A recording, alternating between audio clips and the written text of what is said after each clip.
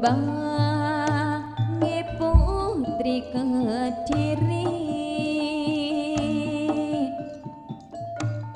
dasar sulistya ing warna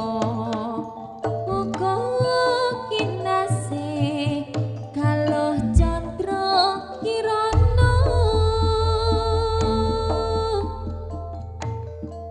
Dewi Sekartaji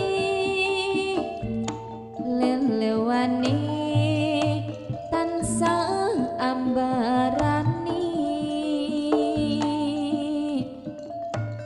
setuhu setya ing garwa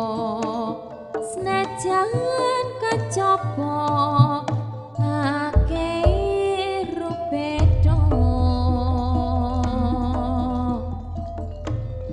wis madhep manteping kalbu angkon dili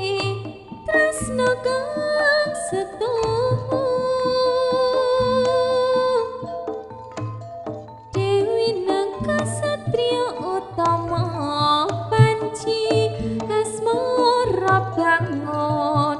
putra ing jenggala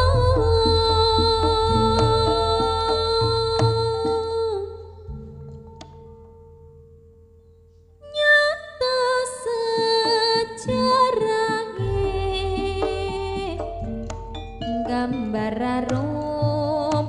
tumeka seprene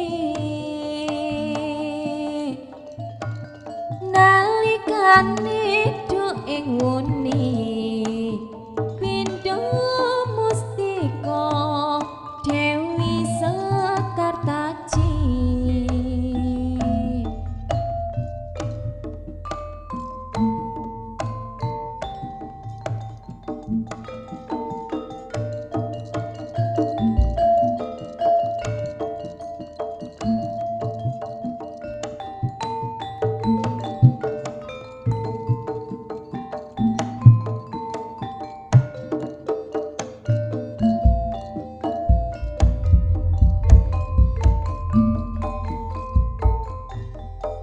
Dewi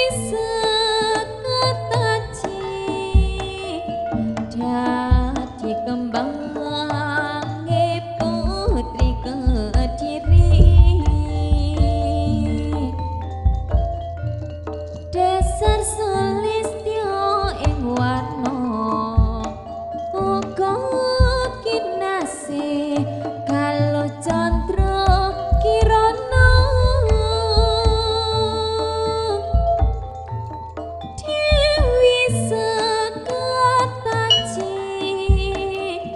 lelewani tansah ambarani setuhu setya ing garwa senajan kacapa akeh rupeda wis madhep manteping kalbu anggon dili tresno kang setuhu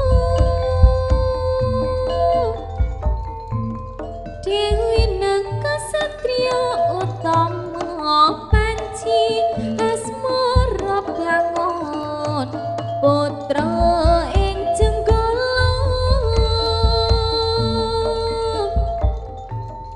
nyata sejarahe gambar arum tumeka seprene nalikane